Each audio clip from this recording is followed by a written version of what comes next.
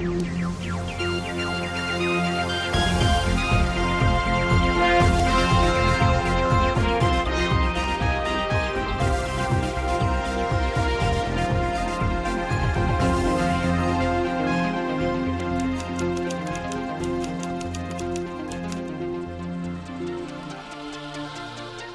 very good evening and welcome to Primetime News here on MTV Sports. I'm Ramesh Shirugal Bandaru. And I'm Arundhati Mudanayaka. First a look at the stories making headlines tonight. Fishermen in Negombo who were protesting against the fuel price hike to set off to sea again. Another union says fishermen who use multi-day fishing craft have not arrived at a decision yet.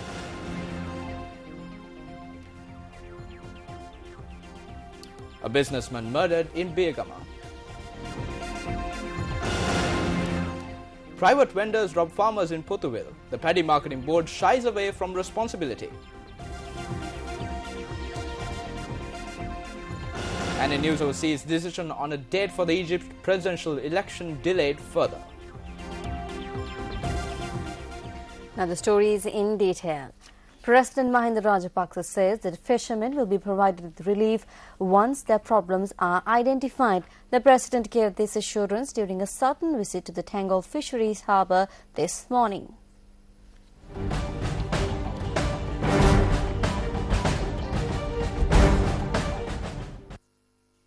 The fishermen had explained the problems faced by them to the president. The president had stated that measures are being taken to solve the problems faced by fishermen in the country.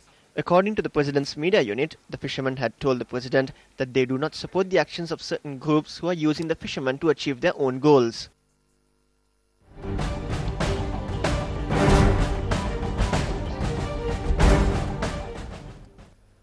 Fishermen of the Beach Road area in Negombo have decided to resume fishing activities. These fishermen did not go out to sea over the past few days in protest over the government's decision to raise fuel prices. Chairman of the Joint Fishermen Association of Kudapadu Vellavidia, Densis Fernando, stated that the fishermen had arrived at this decision following a meeting held today. Since the 12th of this month, fishermen in the Negombo area refrained from going out to sea in protest over the fuel price hike. Officials had conducted discussions with the fishermen on a number of occasions. However, these discussions had proved futile. With the situation worsening by the day, the Negombo fish market was forced to close down for several days. The fishermen stated that they will refrain from fishing activities until the fuel prices were reduced. This was the situation at the Negombo fish market this afternoon.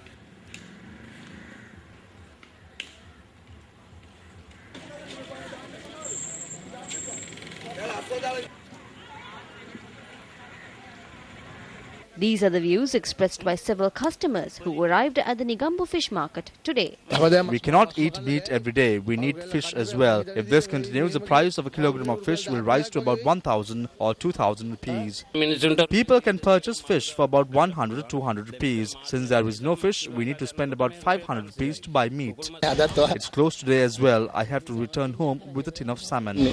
These are the views expressed by several fishermen. It is all right if they continue to provide us with subsidies. However, they won't do so. On earlier occasions, they provided us with subsidies for about 1 or 2 months and then it stopped. Earlier, when we made a sale of about 2,000, we made a profit of around 200. Since the fuel price increased, we have not gone to work. This is the manner in which single and multi-day fishing vessels were docked at the fishing port. In this backdrop, a discussion was held at the Negombo Municipal Council under the auspices of Deputy Minister Sarath Kumara and Western Province Minister of Fisheries Nimal Lansa. The Negombo Joint Fishermen Association, women's groups and all other affiliated organizations had encountered several problems regarding this. We pledge that arrangements will be made to provide them with an opportunity to meet the President and resolve these issues. Until there is a revision in fuel prices, he pledged to maintain it without restricting it to a particular time frame. We notified the fishermen regarding this development. Based on the agreement that was reached following extensive discussions, they decided to adhere with the assurance and statement made by the President and carry out fishing activities starting from tonight.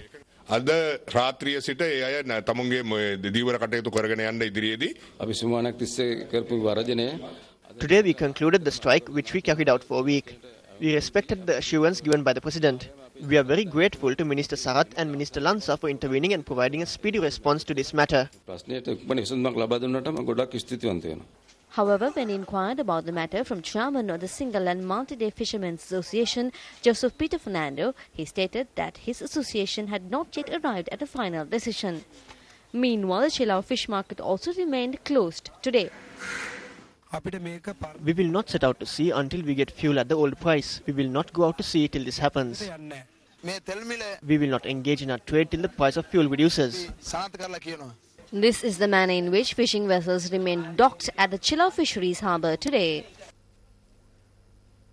However, the Fisheries Corporation expects the required amount of fish to enter the markets despite the fishermen of Negombo and Chilao not heading out to sea.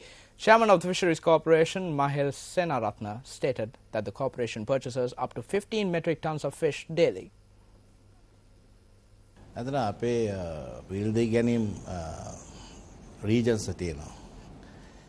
There are regions from which we purchase fish. There are 13 regions. There are 11 regions excluding Negombo and Chilao, and we receive fish from these 11 regions. I compared the prices of fish and it is being sold at the same rate. The rates are not different when we compare it with the Fisheries Corporation. The increase of fuel prices have not affected the prices of fish that is being sold. Although there is a possibility of fish stocks decreasing these days, the increase in diesel prices would not have a profound impact. Furthermore, the President and the Minister have formulated a mechanism to provide relief. Therefore, we don't see a profound impact on the industry.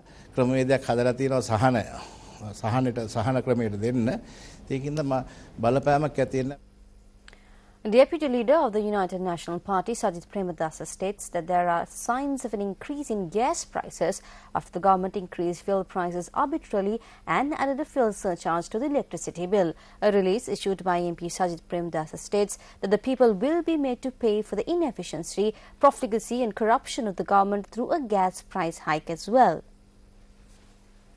Sajith Premadasa questions as to what legitimate right a government which did not increase the salaries of workers in the private sector and provided a meagre amount to state workers has to burden the public with a rising cost of living at a time when the majority of the people have been hoodwinked. Premadasa notes that fuel and gas prices in the domestic market do not increase relative to world oil prices but instead increase by an unnatural and much higher ratio. The release issued by Premadasa states that it is no secret that Sri Lanka sells fuel at the highest price in South Asia.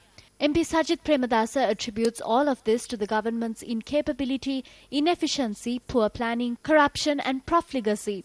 The Deputy Leader of the United National Party has called on the government to take immediate measures to prevent the economic destruction caused to people by increasing gas prices as well.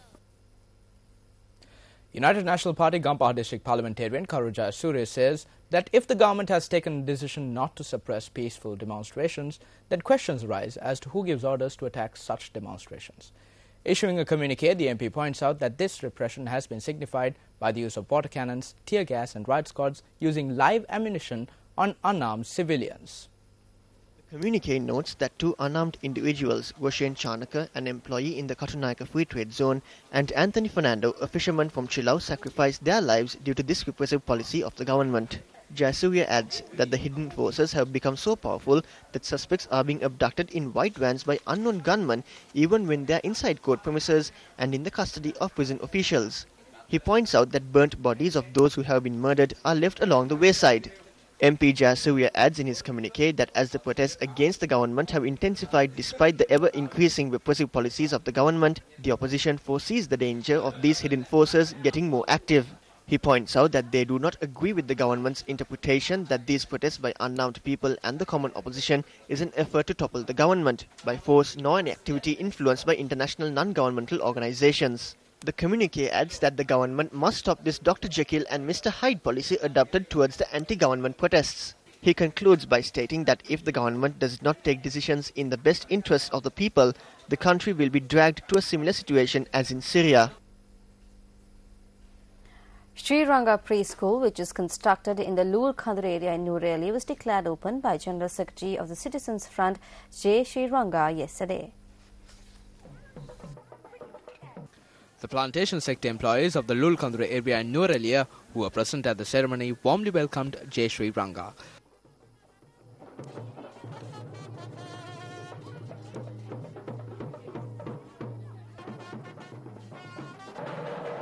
Following religious observances at the Muttumariamman Hindu temple, Parliamentarian Jay Sri Ranga declared open the preschool. The preschool was constructed using 1.5 million rupees from the decentralized fund allocated for Parliamentarian Jay Sri Ranga.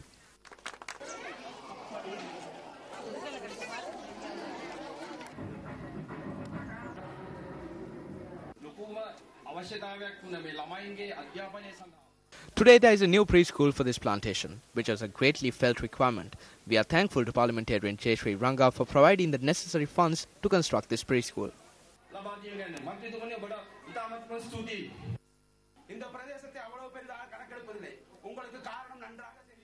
No one looks into the needs of this area.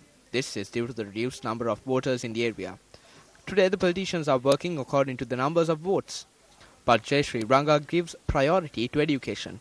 We did not go to the government side, but Jay Sri Ranga is not someone who keeps talking about the faults of the government. He works according to his words. Why are preschools constructed? Why didn't he construct a road to this area or construct the roofs of the houses? Politicians usually do only that sort of work for the people. But Jay Sri Ranga is more far-sighted and has invested in education.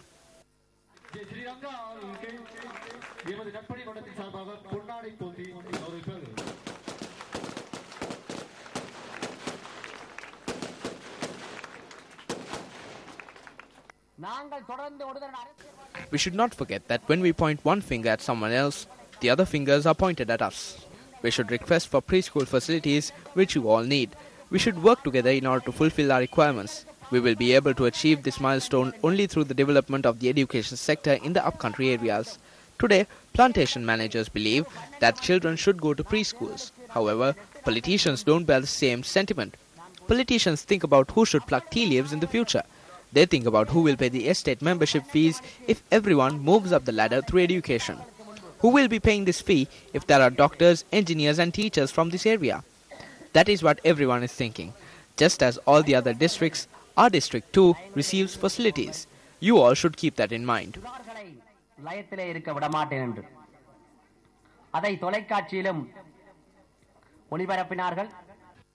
The function was made colourful by a cultural performance by preschool children. Parliamentarian Jay Sri Ranga distributed gifts to the preschool children.